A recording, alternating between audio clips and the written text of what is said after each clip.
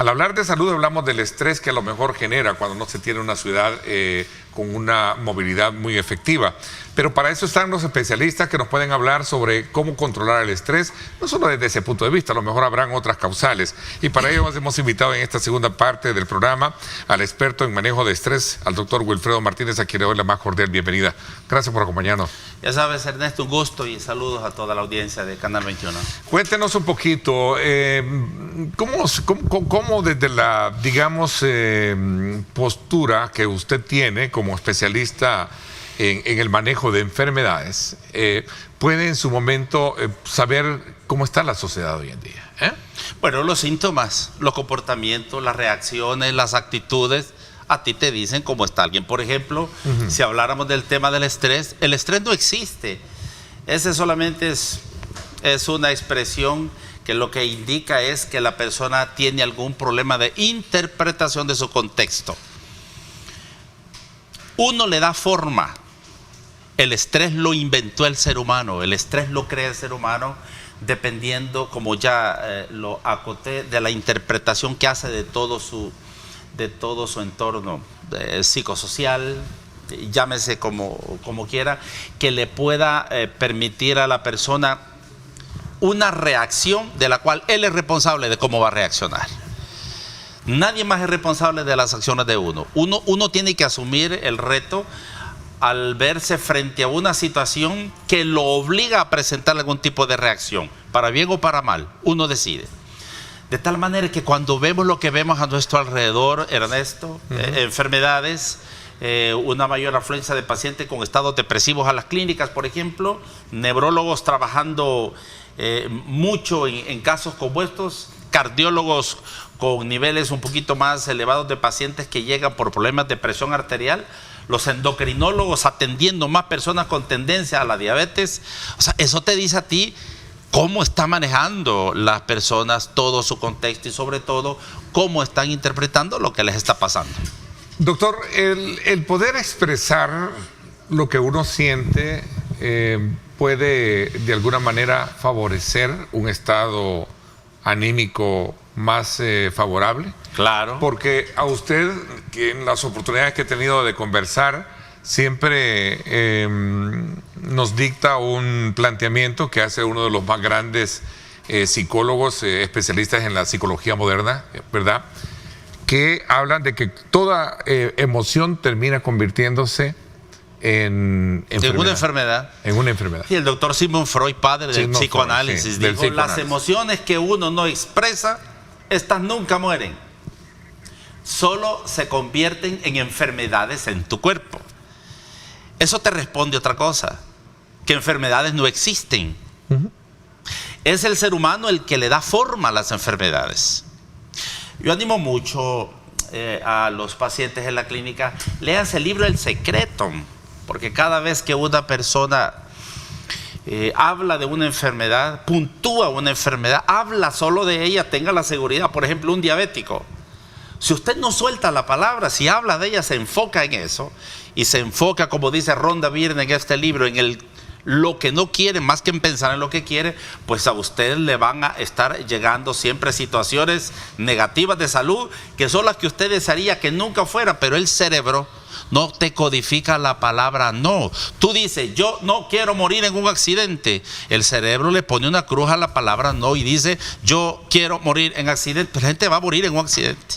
Las enfermedades son el resultado de aquel enfoque que yo le pongo a una enfermedad en particular. Y el estrés es exactamente igual. Estoy estresado. No, usted ha interpretado mal una cosa y por eso está como está o se siente como se siente. Entonces es muy prudente que tú hayas puesto en agenda el tema, porque definitivamente lo que más atiendo en la clínica, en el Centro de Naturopatía Clínica, Ernesto, es exactamente esto. Y no solo eso, sino muchas de las enfermedades que el paciente presenta son el resultado de eso.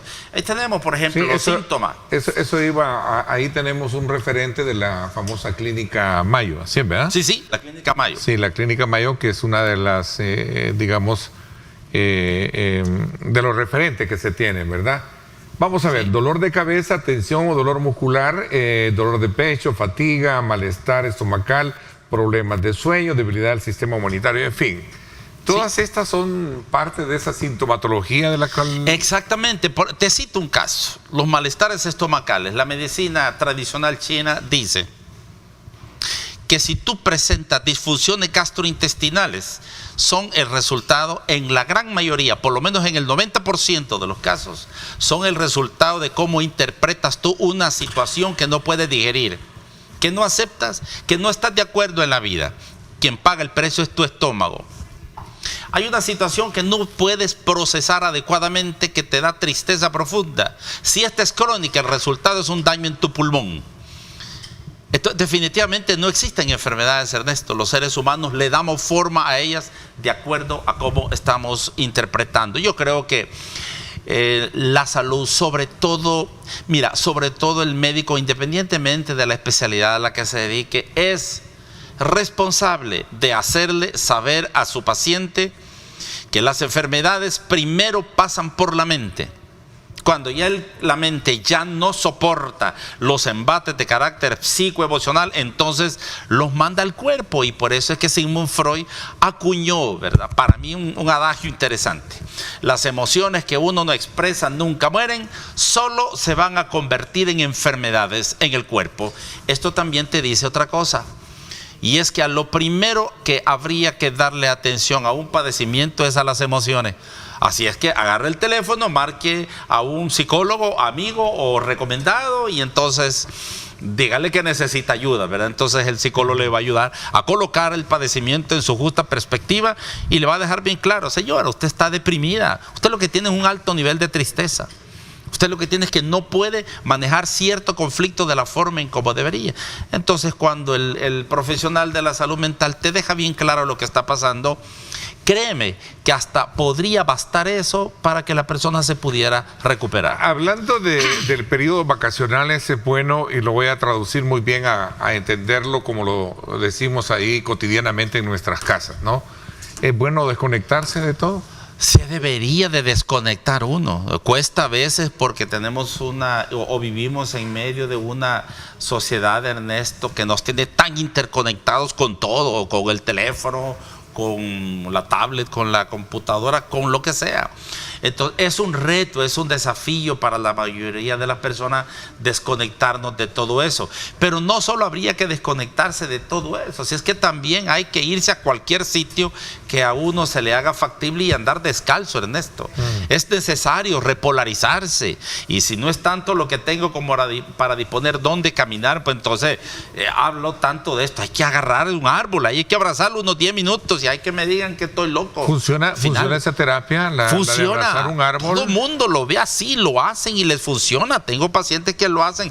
Tiene sentido y es de lógica. Andar sin zapato y pisar la tierra, la grama. ¿Y por qué crees que los japoneses hacen lo mismo?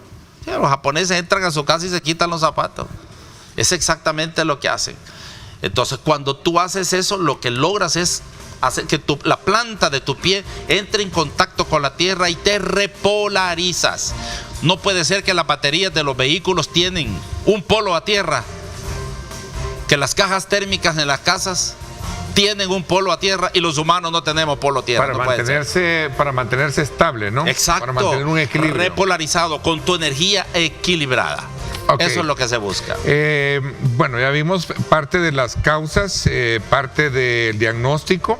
Bueno, gracias nuevamente por estar con nosotros. Vamos a aprovechar estos minutos para poder hacer enfoques prácticos de cómo lidiar con toda esta amalgama de situaciones que se presentan en la cotidiana actividad o vida que uno tiene. Y hacíamos referencia, antes de irnos a la pausa, sobre a veces también cómo la situación económica no deja de, digamos, de afectar negativamente a la persona. Cualquiera, lo primero que tiene es carece de sueño, ¿no? Pues no lo deja dormir. Sí, pero ¿qué vas a hacer tú si ya tienes definido un salario de 365, por ejemplo? Es el salario mínimo en el país. ¿Qué queda? Aprender a vivir o sobre o por debajo de las posibilidades. Ahora, tenemos un problema de cultura, claro, en el país, ¿verdad?, en donde nos impacta mucho el mercadeo, ¿verdad? O sea, eso juega aquí un papel tan vital que sobrepasa la posibilidad normal y ahora te tocan la parte emocional. Esa es la parte que también hay que aprender a controlar. Es que mira, Ernesto, no puedes tú cambiar ni las políticas del gobierno, ni las políticas de lo que sea, cualquier entidad responsable de generar condiciones para que la cuestión económica se resuelva. Uno de manera personal debe aprender.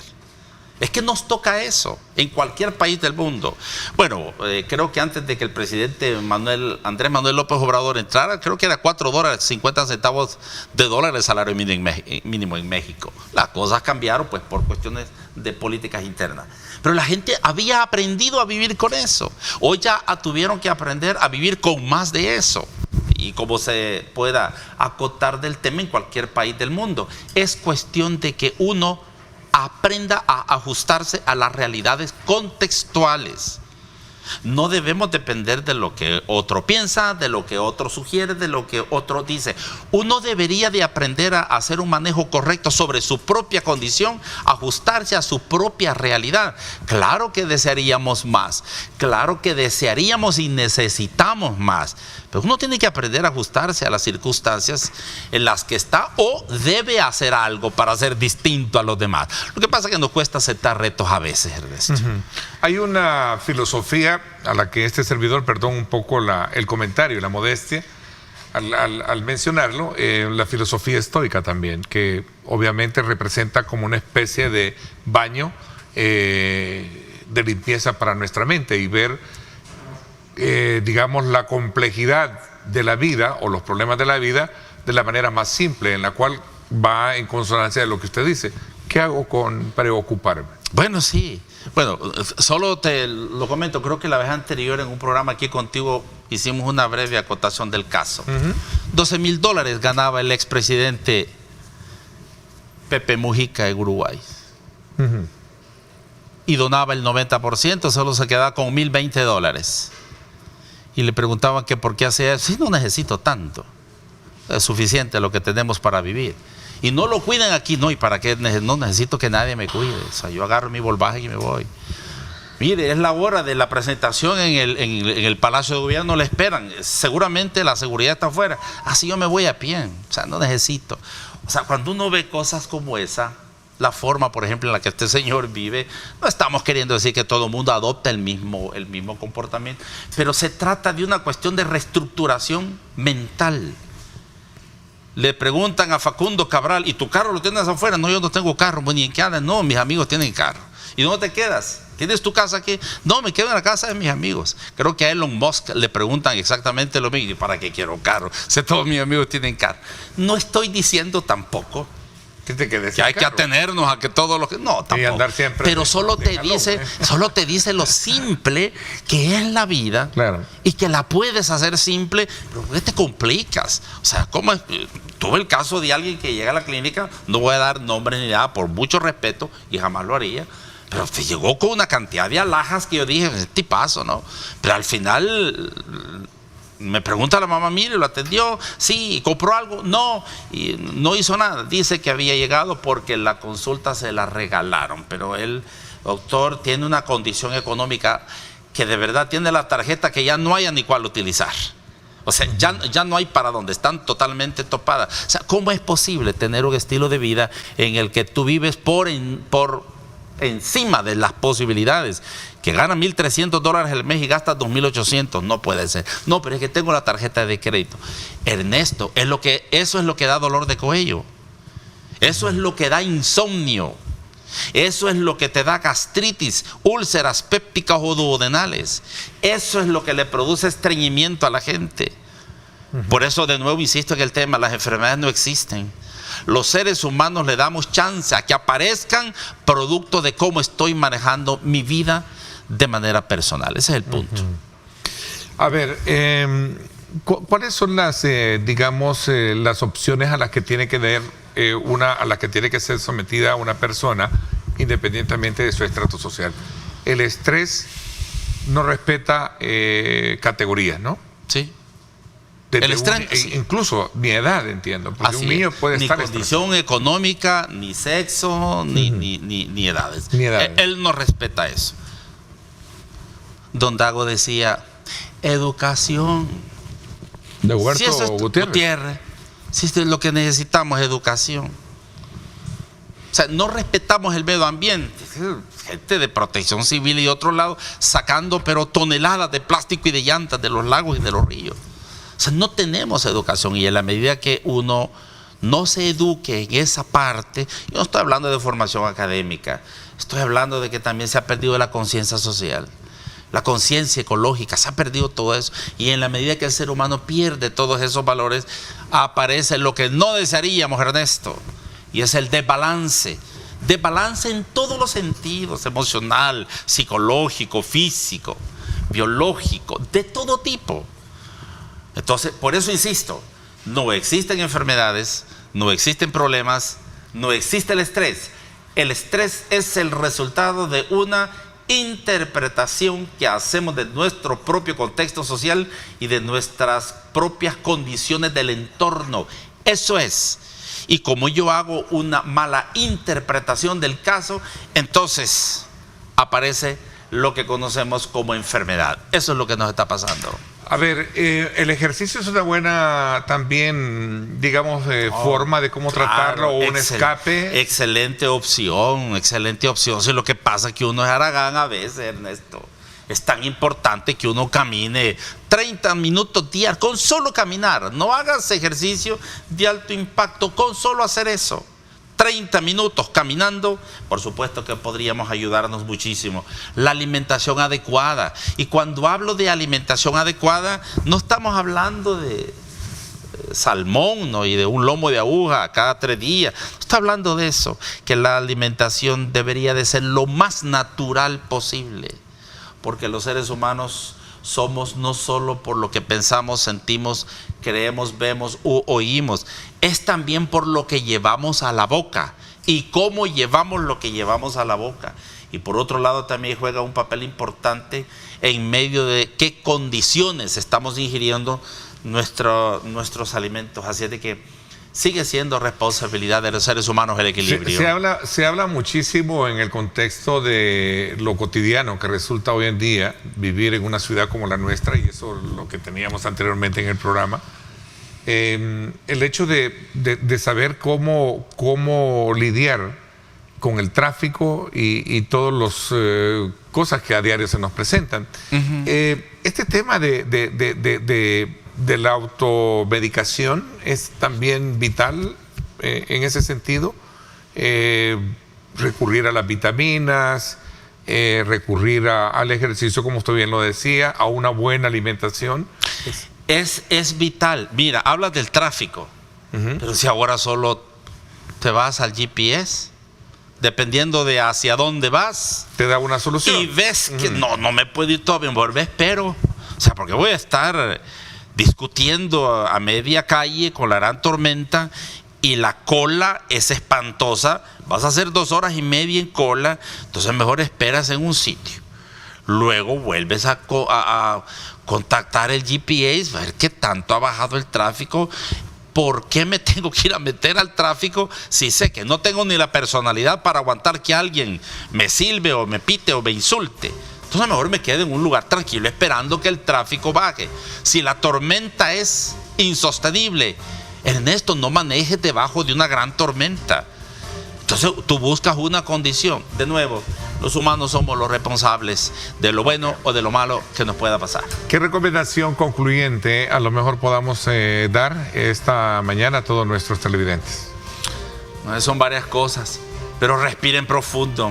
Y antes de cualquier acción, como siempre se ha dicho, cuente hasta 10 o respire por lo menos profundamente unas 3 veces. Y por el otro lado, cuídese de la alimentación. No ingiera azúcar blanca, veneno mortal, sal refinada. Cuídense de las harinas. Eso provoca altísimos niveles de estrés. Lo va a intoxicar y no va a tener una vida tranquila.